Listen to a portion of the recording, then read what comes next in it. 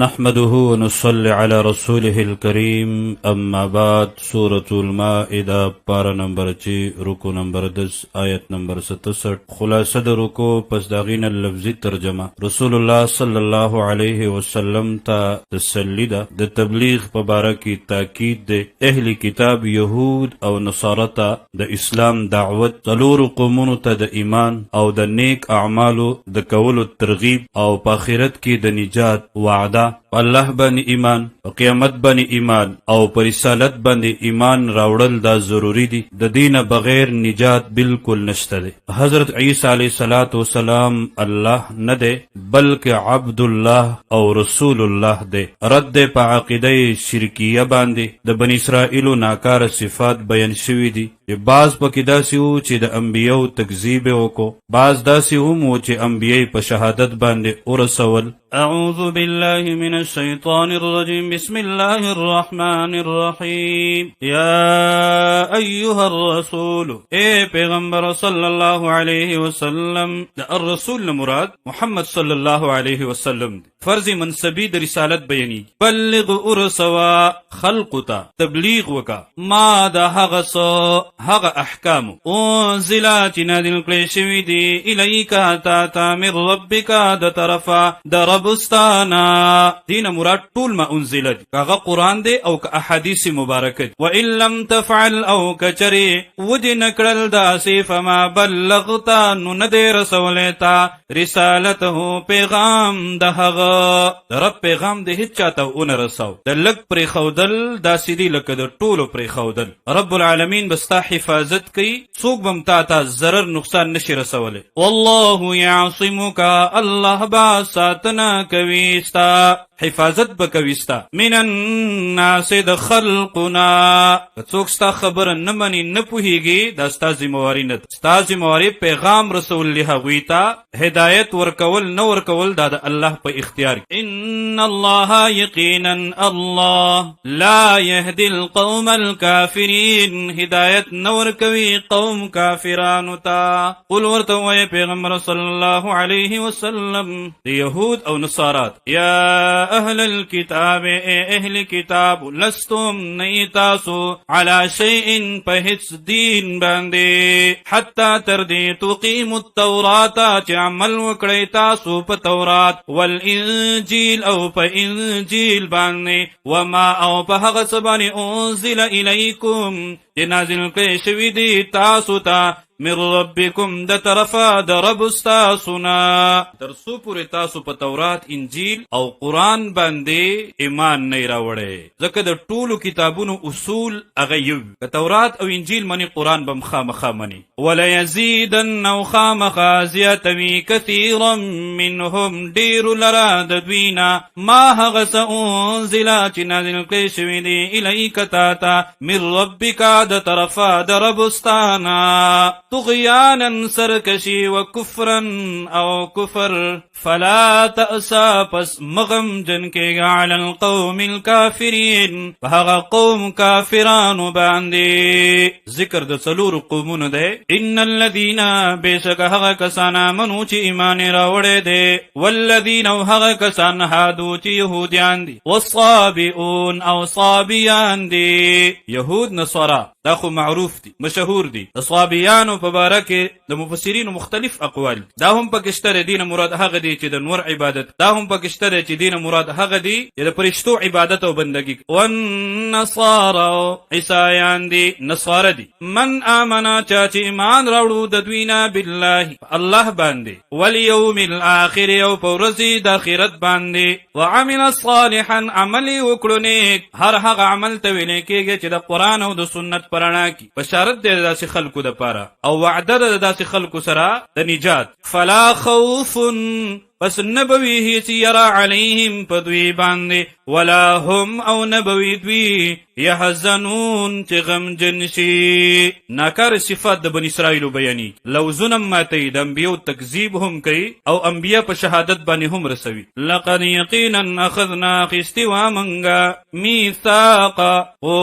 لوز بنی اسرائیل د بنی اسرائیلنا اولاد حضرت یعقوب علیه السلام نه وارسلنا اولیګلیو منګه الیهم دویتا رسولان پیغمبران. مفسرین لیکي 4,000 پیغمبران ورته راغلي. کلما هر کلا جاءهم بچراغ لدویتا رسول یو پیغمبر بما په هغه سبان لا تهوا جنبخو خولو انفسهم نفسنو ددوی زړونو به نه غوښتلو داسې احکام به راوړه نو دوی به څه کول فریقا یو ډله به کذبو دروغجن کړه ته پیغمبر نه تا د نبوت رسالت نه دی میلاو شوی وفریقا او یو ډله به یقتلون وجلا او د دې خیال دا چې مونږ خو د الله خاص کسانیو د دې ناکاره عملونو په وجه باندې با په دوی باندې کوم عذاب نه راځي. وحسبوا او خیال وکړو دوی الله تکونا چې نبوي فتنه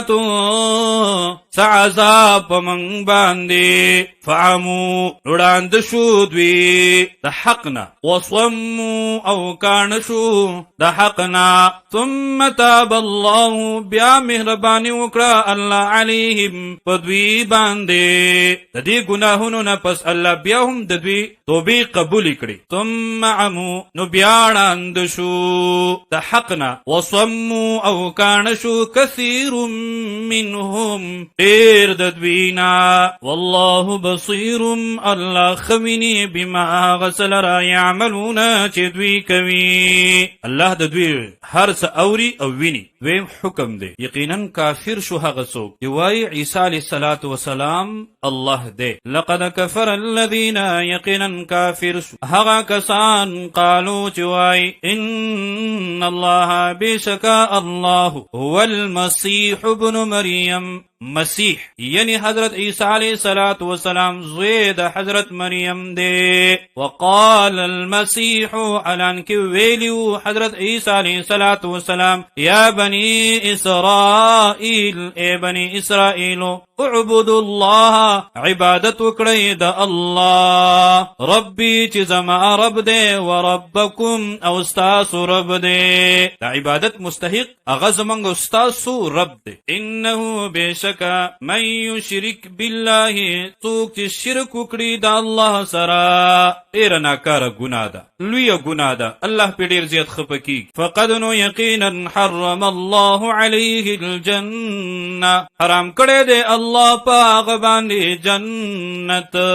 مشرک به جنت ته نه داخلي. ومأواه او زید هغه د وسیدو النار اور د دوزخ دی او مشرکین دا ظالمان. وما للظالمین او نشته دی د ظالمانو د پاره من انصار هیڅوک مددگار. دریم حکم او هغه کس هم کافر شو یڅوک وایي الله د دریونا دریم دی. د عیسایانو یو فرقه د هغې دا عقیدت هغوی وایي معبودان درې دي الله حضرت عیسی او حضرت مریم. لقد كفر الذين یقینا کافر شلو هغه کسان قالو چې وایي ان الله یقینا الله بشکا الله ثالث ثلاثه دریم دی د دریونا. واورئ صحیح عقیدت څه ده. وما من اله او نشته دی هیڅوک لایق د عبادت معبود مسجود حقدار د بندګۍ الا اله واحد سوا دا الله یونا لا شریک ذات دے. او پریک دے دغه ناکاره عقیده چې معبودان درې دي یا حضرت عیسی علیه السلام معبود دے دا کفری شرکی عقیده پریک. و ان لم ينتهوا او کچری من نشو دوی عما د هغه سنا یقولون چې دوی وایي لیمسن الذین نو خامخا اوبرسیږي هغې کسانو ته کفرو چې کفر یې کړی دی منهم د دوینا عذاب علیم عذاب دردناک. دوی د الله نه معافي ولې نه غواړي ولې داسې ناکاره عقیده نه پرېږدي الله خو ډېر غفور الرحیم. افلا یتوبون الی الله آیا پس توبه نه وباسي دوی الله ته ویستغفرونه او بخنه نه غواړي د هغه نه سره وخت شته دی. والله غفور الرحیم الله ډیر بخون کې ډیر مهربان دی. دوی د حضرت عیسی عیسی علیه السلام په معجزاتو باندې دلیل ونیو چې دا الله دی. د حضرت مریم په کراماتو باندې دلیل ونیولو چې هغه معبوده ده. د قرآن اعلان د هغوی په باره کې څه دی؟ مل مسیح ابن مریم، نه دی عیسی زوی د حضرت مریم الا رسول، مگر رسول دی، د الله بنده دی. قد خلت، یقینا تیر شوي دي، من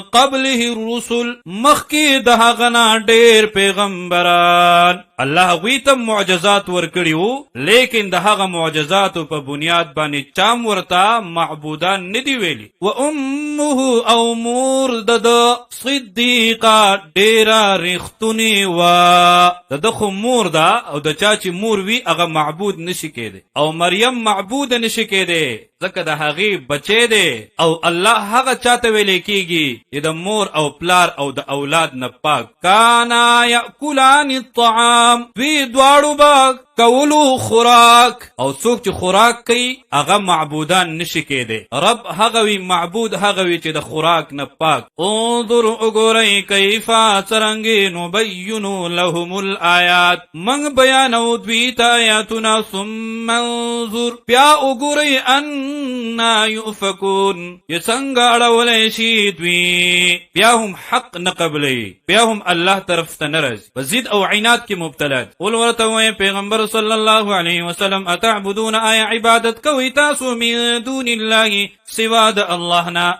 ما د هغه څه لا یملک لکم چې اختیار نه لري ستاسو د پاره، ضرا، د لرې کولو د نقصان، او که چرته عبادت ونه کوي نو نقصان هم نشي در رسولی، ولا نفع، او اختیار نه لري تاسو ته د نفع د درکولو، نفع نقصان ورکولو، ولا ذات هغه د الله دی. والله، الله هو السمیع العلیم، خاص هغه اوریدونکی دی، العلیم، او پوهه دی. نو خپل حاجتونو کې، مشکلاتو کې، مصائبو کې، تکالیفو کې هغه الله ته आवाज کوي، هغه الله ته فریاد کوي. چې څوک ستاسو هر وخت د هر ځای نه اوري او پوهیږي او ستاسو د حالاتو نه خبر دی، تاسو ته نفع درکولی شي، تاسو د نقصان نه بچ کولی شي، او هغه صرف یو الله دی. قل ورته وایه پیغمبر صلی الله علیه وسلم، یا اهل الكتاب، ای کتابیانو، یهود او نصارا، لا تغلو، زیاته مکوی، فی دینکم، په دین خپل کې،